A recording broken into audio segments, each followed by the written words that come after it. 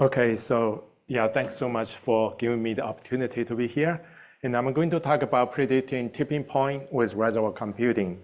And a collaborator in this work is my former student, Lin Wei. He's now at Cornell. And then my postdoc, Dr. Sharon Panahi, and my current PhD students, German and Armin. So the problem is this: if we look at some time series like this, chaotic time series, and so these two time series, you probably don't distinguish, you cannot tell any difference statistically. And so this actually comes from some kind of chaotic population model, but it doesn't matter so much here. And the point here is, if we're looking at those few dozen oscillations, both cases show exactly the same statistical behavior. Okay, now we can look at this time series a little longer. So here's from 0 to 3,000, in this dimensionless time. But if we can look at another 3,000 time, unit up, you still don't see any difference in those two cases. But if we still keep going, and the first case is still okay in the sense that the average value of this quantity is finite and decent. But the other case, we're going to see a case collapse of this system down to 0. So if it's a population model, this means extinction. If it's a voltage collapse, power system model means voltage collapse. So it's a critical transition there. The difficult question is, how do we distinguish those two cases, especially if we're not in the future yet? So suppose we, let's take back, suppose this is our current time. We're at this point here. So anything beyond 3,000 will be future. We don't get any data from future, right? We only get data from the past. So then these are the data from the past. The question is, based on those data from the past, how do you distinguish those two cases? That one case is you're still going to be okay, another case you're going not to be okay. So that's, I think, one of the most difficult problems in applied nonlinear dynamics. Before machine learning, before Professor Art published this reservoir computing work, I don't think there's any solution in traditional nonlinear dynamics. But now we can use reservoir computing to solve this problem. So let me just briefly, this is the original paper on reservoir computing, but this paper was largely forgotten until the paper by Professor Art, his group from the University of Maryland, and this opens up a new field of research. That's why we are here today, okay? Machine learning and the dynamical system. So now in terms of predicting critical transition and the system collapse, the problem, I just stated. And so this is our work and published about 3.5 years ago.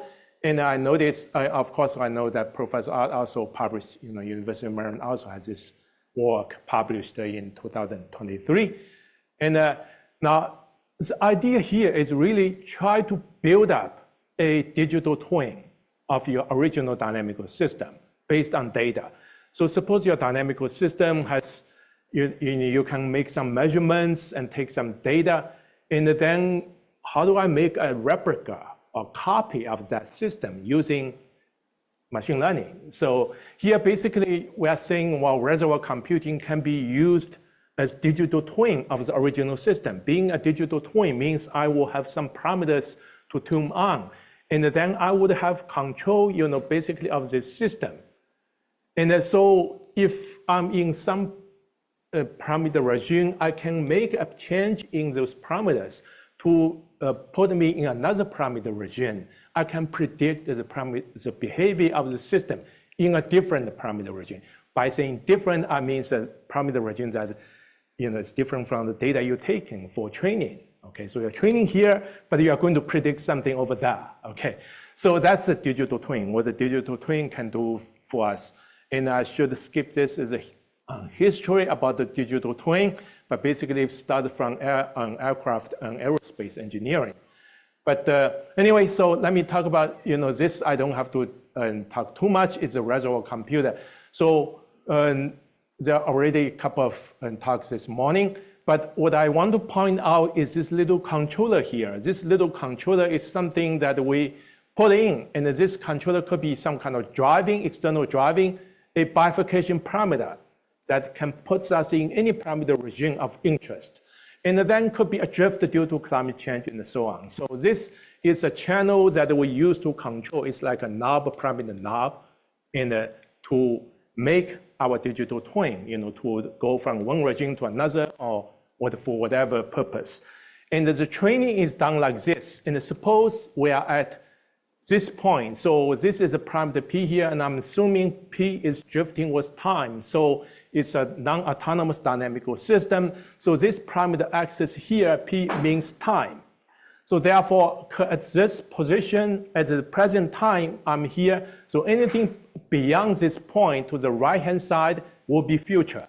Anything to the left will be the past. So you can only get data from the past. That's what we do. And then we take data from parameter value P1, some little bit in the past, take data from P2, take data from P3. We use those data together with the value of the P1, P2, and P3 to train the reservoir computer.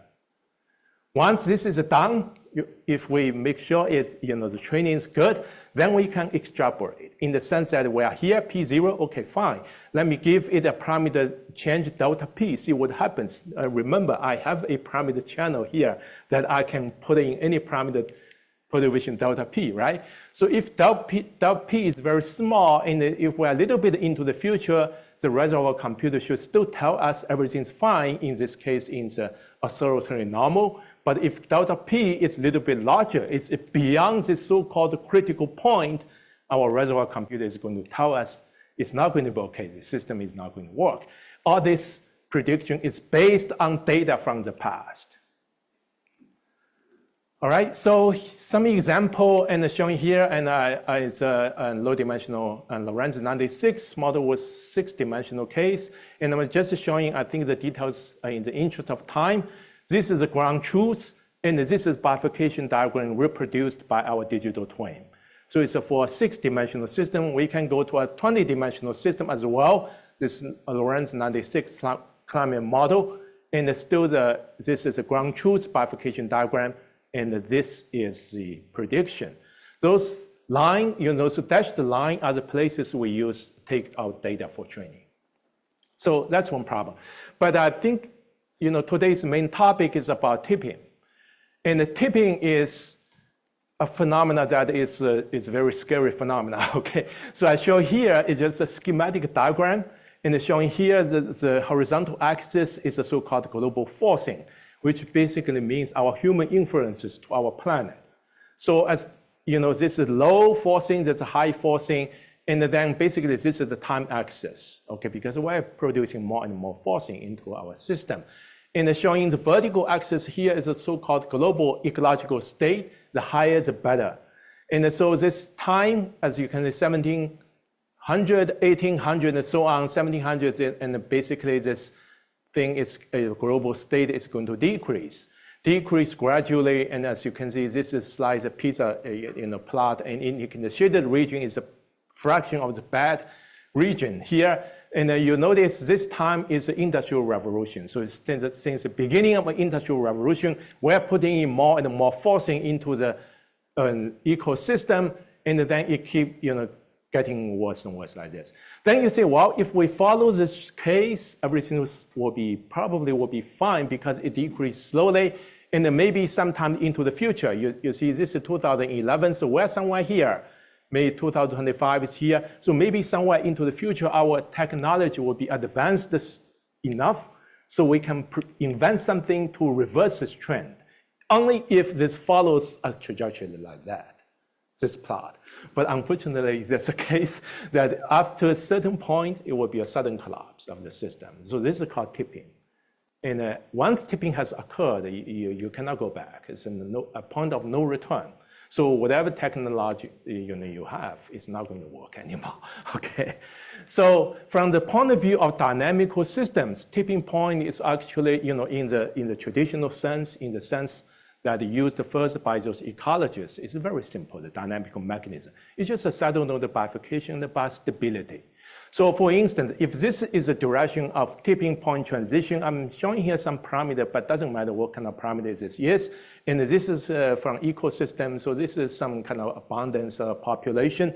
But you see, this is the so-called tipping point, And in this direction, if over here, we're completely okay. We have a high healthy state, survival state. This is extinction state. And so by stability here, is this unstable steady state, of course, defines which is a stable manifold of it defines the Bayesian boundary. So we have two attractors, one good one, one bad one. But if you are already in the good one, you are okay. After this point here, these two disappear. And this stable state and this unstable state disappear together. And this, of course, we know is a saddle node bifurcation or inverse saddle node bifurcation. But after this point, this extinction state attractor will be the only one in the system. The system really has nowhere to go except to the extinction. So that's the tipping point. But as you can see, this occurs in undergraduate textbook. Now, one problem with tipping here is that it's a stable steady state. So if we want to apply machine learning algorithm, how can we train a machine on a constant? Okay, we take data measurement here, and it's a constant, and so it's not going to work. But the good thing is in empirical system, real-world systems, we have noise. So we also have noise. So if you have noise, stochastic factors, then this will give you some kind of oscillation. So with this kind of oscillatory behavior, you can train the machine. Okay, so that's the point here. And so this is kind of different from those transitions where you go from some chaotic oscillation to some steady state. And the chaotic oscillation is great because it gives you sufficient space for training. But this is more difficult because it's steady state. So you have to have sufficient noise.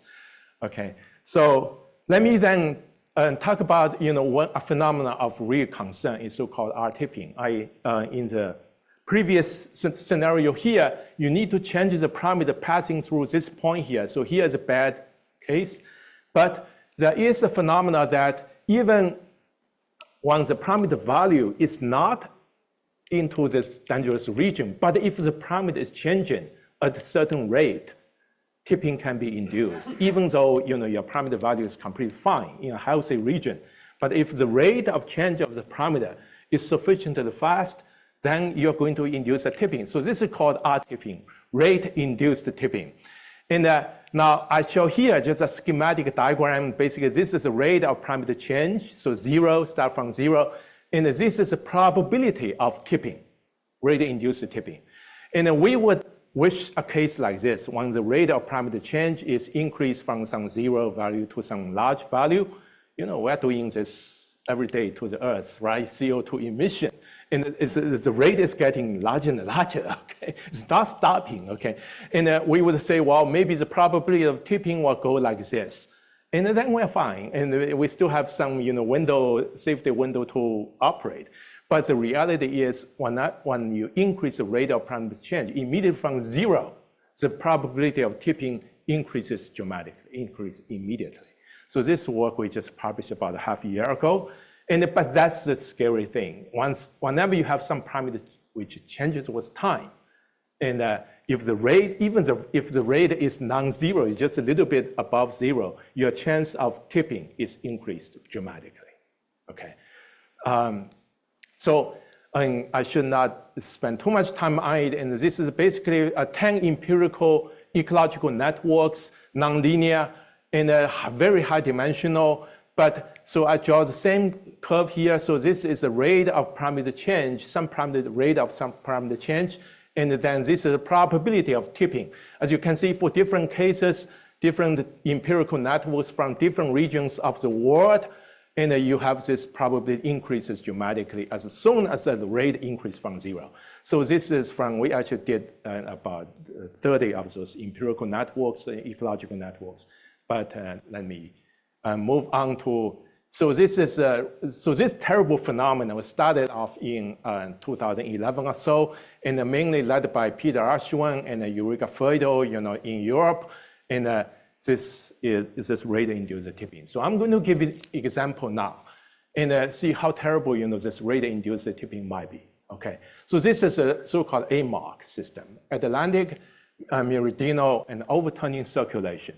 So this is circulation. amark is a significant component of the global ocean system. Basically, it brings warm water near the surface from the south cycles back and then returns in cold water in southward. Okay, so this circulation has been going on. It's a so-called amark for a long time, and so if we want a little bit formal definition, from fluid mechanics, is basically some kind of integrated volume transport as a function of a latitude and a depth. It's an ocean flow. Okay, so this is a giant ocean flow system. But you ask, well, what's good for? So this is the main reason that the climate of North Atlantic is able to remain relatively warm, mild living condition. In other words, without this flow, without this overturning circulation, Europe will simply be a piece of giant ice, okay, not livable, okay. So that's so globally also amark also governs lots of different weather phenomena. So it's a very concern, and lots of measurements are being done here. And the problem here is the studies of the subpolar amark suggest a strong evidence of the weakening of this amark from the middle 1990s. The question is when or whether it's going to collapse. Okay, and so now I mentioned that lots of measurements. So here I give 3 examples. This is so-called amark fingerprint measurement, and basically SST is a sea surface temperature measurement conducted in this region. And another probe is conducted by mainly by those European countries for obvious reason, right? And so this is called rapid database, and another one is tiny array of sensors. I mean tiny in comparing with rapid, and to collect all kinds of data. So lots of data right now are available, and with many physical variables and of interest here. So I show here some examples. Of those, and this is a fingerprint, for instance, and this is a different type of measurements. They all show those fluctuations, and the fluctuations are good, and they are good for machine learning. Okay, so about a year ago, this paper came out in Nature Communication, and I should just probably read this. Original thinking about amark is a full collapse is unlikely within the 21st century. But here we provide a statistical significant data-driven estimate. We estimate the collapse of the amark to occur around middle century. Middle century means what? Middle century is 25 years away, right? But this kind of prediction is never on a single, single year. It's an interval of years, a period of years. So you ask, what is the left point? What is the right point, right? The left point is more concerning to us. And this paper says the left point is 2025, which is next year. Okay, next year this thing is going to begin to collapse. So this is, I learned this paper when it came out from National Public Radio. I was driving home, heard this paper, and I immediately looked into this. Okay, but anyway, so here's what this paper is about. This paper produced as one-dimensional stochastic model in the stochastic ODE model, and they produced a time series like this, and then they use a sophisticated parameter estimation procedure to figure out all those parameters, A, M, lambda, and the sigma. Of significance is lambda as a function of t. And this characterizes our driving, our inference, emissions into the system. And so therefore, this is a non-autonomous dynamical system, and we could have R-tipping, okay, rate-induced tipping. So here is a variable x here produced from this model. Of course, you have lots of fluctuations, but if you just look at the deterministic version of this system, it's a saddle node bifurcation causing this tipping from this model. And now, we're going to apply reservoir computing to predict this collapse. So let me just show you some data. The first set of data is from simulated. Simulated means here is just a one-dimensional model, so very simple stochastic differential equation model. So lambda here is a parameter. So this is a time. So we take the same lambda t as in this paper here. I mean, they figured out some lambda t with some speculation in the hypothesis. Basically, the rate is kind of increasing with time. And so we take the same, and then 2000 here, so we're somewhere here. So this purple region is a past. So we use this data of x, past data to do the training. And then this green little bit, bluish region is for future, so it makes a prediction. And so this is the trace produced from that differential equation. But we use those data for training. And so here is a magnification of this part. So I put here, as you can see, it's a magnification around this part here. So the ground truth from the model is this bluish region and has a collapse here. So this is what our reservoir computer predicts. It predicts everything will be fine. And then of course, we start prediction from this point. This point actually is here, okay, because I magnified it. So this is really here. And all this previous data, for training. And it says, well, into 2025, 2030, and everything will be fine. Until here, you have some weird behavior. Okay, so here, yeah, so I talked for like 19 minutes. Yeah, maybe I'll try to finish by a little over 30. How about that? Yeah. Okay. Yeah. And so this is a prediction. You have different realizations, and then you have this prediction interval. So starting from here, the histogram of the critical year. Okay. So this is from the model, and then let's try to see if this is from the fingerprint. It's still the same legend. This is the current year, and then those data are used for training, and then the machine predicts that somewhere around here, there will be some kind of weird behavior. Weird behavior, of course, it will not predict it's going to go to 0, because that kind of information you never put into the machine. The machine only learns this, okay, not whatever happens in the future. So therefore, this prediction now, it has a critical year of collapse here, and starting from 2040. It's a little better than the Nature Communication paper, okay? So we still have a window of 15 years, and so which is good news. And the problem is hypothesized and lambda t behavior, which we took from the previous work. But this we don't know. Nobody knows. And it's just only speculation. So what's important is try to figure out how this changes, okay?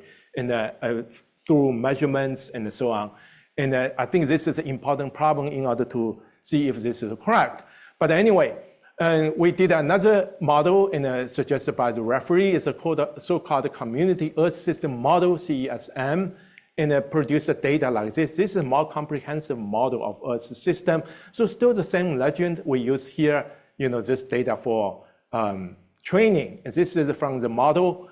This is published just a few months ago, and by this group of people. And then this is a machine learning prediction. And the ground truth here, and the machine predicts something like this, and this is the current year, and then some weird behavior, basically indicates some abnormal behavior. Now the time scale here is different from the actual year, and what they call the geological year, but basically this dashed line place is 2024, okay, current year here. So this is the current year, and then, then this, current year is right here, and this point is right here, okay. So yeah, I'm sorry, this is not, this end of the purple region is the current year. And so similar behavior in the histogram of those critical time. But like I said, this is not the actual year. It's a shifted time geological sequence. So I'm almost done. Then of course, all those predictions are incorrect, are wrong, because we don't have anything to compare with. This we cannot do. There's not much we can do. But what we can do is to use benchmark systems, lots of benchmark systems, to make sure at least our reservoir computer-based algorithm, prediction algorithm, works against those benchmark systems. So we did benchmark system, about 20 of those different benchmark systems, and a variety of those so-called empirical mutualistic networks. And I'm going to skip all these from different parts of the world. And then we also did the so-called amark model, 3-box model, 5-box model, and some electrical power system model, and then some other ecological models, and a total about 20 or so benchmark, which we know that will be some tipping that we use our reservoir computer to make sure that it works, okay? So let me conclude by saying, well, this meeting is about machine learning and the dynamical system. So in my view, point of view, there are two directions. One is to use machine learning to solve problems in nonlinear dynamical systems which are previously deemed unsolvable. I think that's the value of the machine learning algorithm. If some problem already you can already know how to solve, and then you make some improvement, I think that's interesting, but not that significant. But if you have problems which you cannot solve previously, now you use machine learning, you can solve. I think that's what it really counts. Okay, so this is a big one. So my group has been following this. So these are the problems we already tried and published, and basically with this arrow here. But then you say, well, the next, you use nonlinear dynamics to understand machine learning, because machine learning mainly, as far as I can see, it's still a black box, even though we have so sophisticated mathematical things, but those were obtained under a very strong hypothesis, like a linear system and so on.